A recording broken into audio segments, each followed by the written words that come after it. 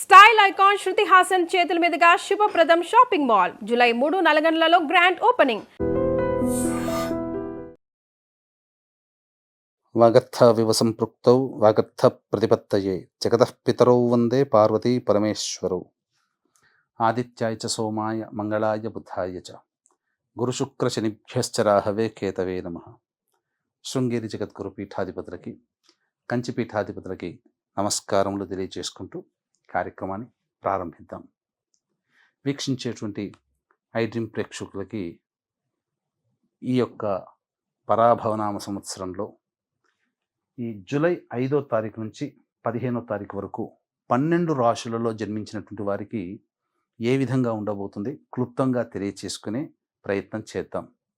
ముఖ్యంగా ఎన్నో అద్భుతాలతో కూడుకున్నటువంటి ఒక గొప్ప విషయాన్ని మీకోసమే తెలియచేస్తున్నాను.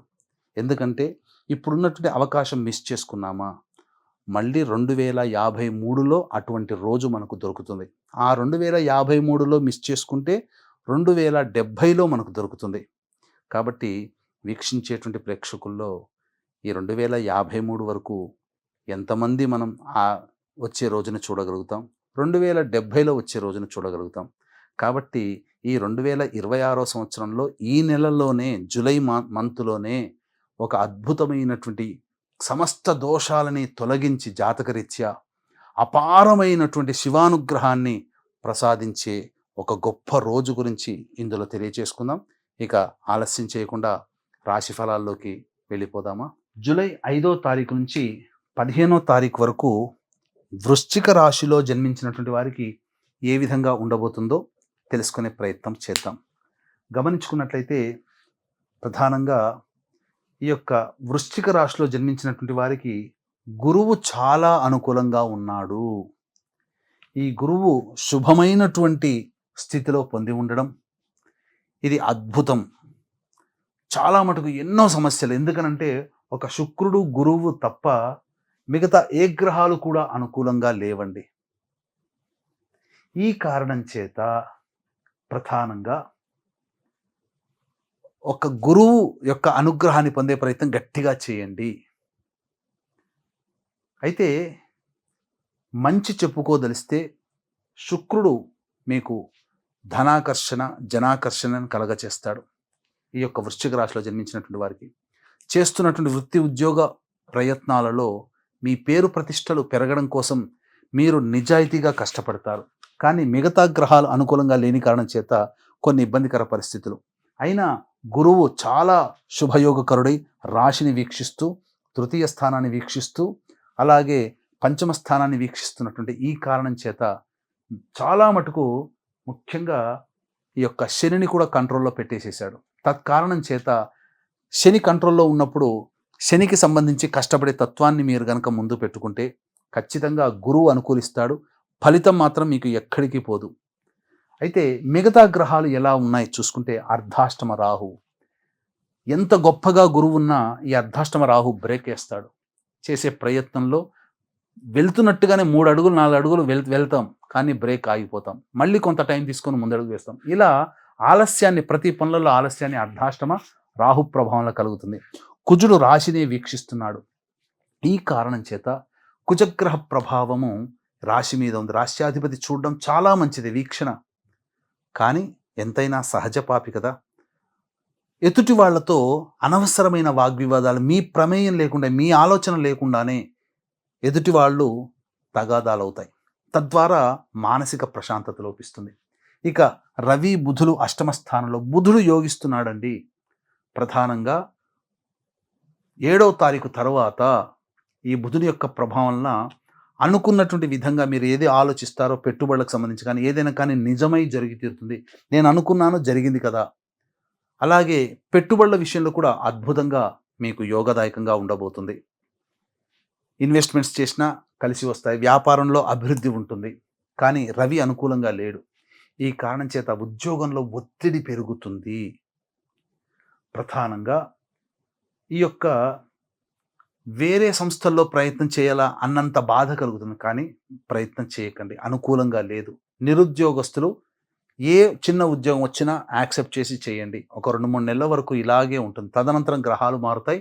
అద్భుతంగా మీకు మంచి జరగబోతుంది. మంచి సమయం కోసం వేచి చూడండి. అలాగే విద్యార్థులు బాగా కష్టపడితే తప్ప శుభ ఫలితాలు పొందలేరు. కాబట్టి బాగా కష్టపడండి. అనుకున్నంత ఈజీ కాదు మీరు కోరుకున్న సంస్థల్లో సీట్ రావడము.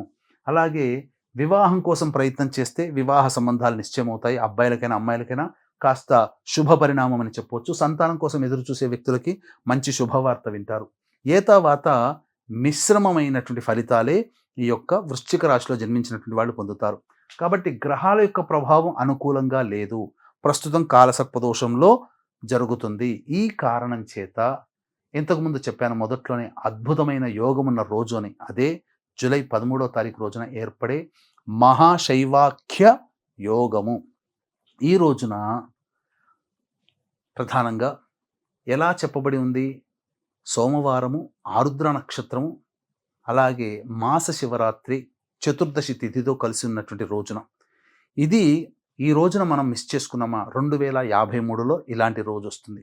అది మిస్ చేసుకున్నామా 2070లో వస్తుంది.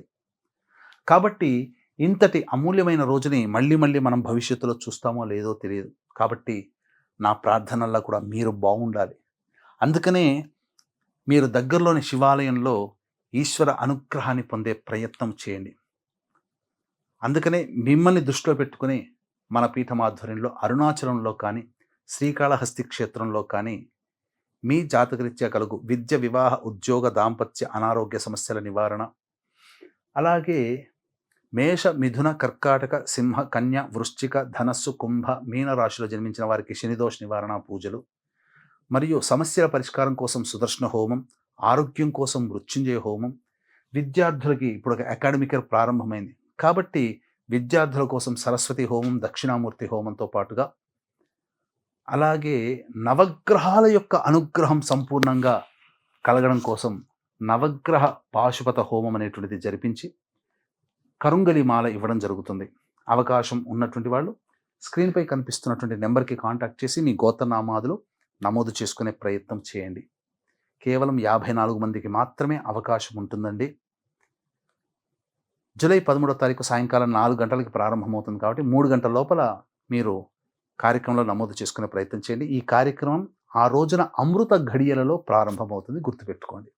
ఇక గమనించుకున్నట్లయితే రోజువారీ కార్యక్రమాల్లో 5, 6 తేదీల్లో గనక చూసుకున్నట్లయితే ప్రధానంగా తల్లిగారి ఆరోగ్యం పట్ల శ్రద్ధ వహించాలి, వాహనం నడిపేటప్పుడు జాగ్రత్తలు పాటించాలి, గృహ మరమ్మతులకి ఎక్కువగా ఖర్చులు అవుతాయి, ఇంట్లో సామాన్లు చోరీ అయ్యే అవకాశాలు గోచరమవుతున్నాయి, ఖర్చులు కూడా అధికంగా ఉంటాయి.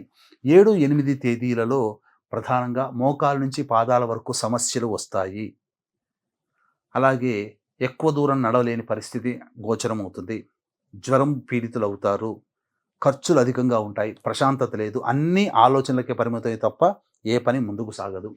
ఇక 9, 10, 11, 12 ఈ తేదీలలో ధనాదాయం చాలా చక్కగా ఉంటుంది. కుటుంబ సభ్యులతో, మిత్రులతో ఆనందంగా జీవితాన్ని గడుపుతారు. ఖర్చులకి మించిన ఆదాయం లభించడం ద్వారా అన్ని సమస్యల్ని పరిష్కరించుకోగలుగుతారు. రాని బాకీలు వసూలవుతాయి. 13, 14 తేదీల్లో మీ ఆరోగ్యం పట్ల శ్రద్ధ వహించాలి. అలాగే ప్రభుత్వ పరంగా చలాన్లు కట్టే అవకాశం ఉంటుంది. ఏ పని చేయాలన్న ఆసక్తి ఉండదు. ప్రతి పని ఎందుకు కూడాను అనాసక్తి, క్లమ్జీగా ఉంటుంది అని చెప్పవచ్చు.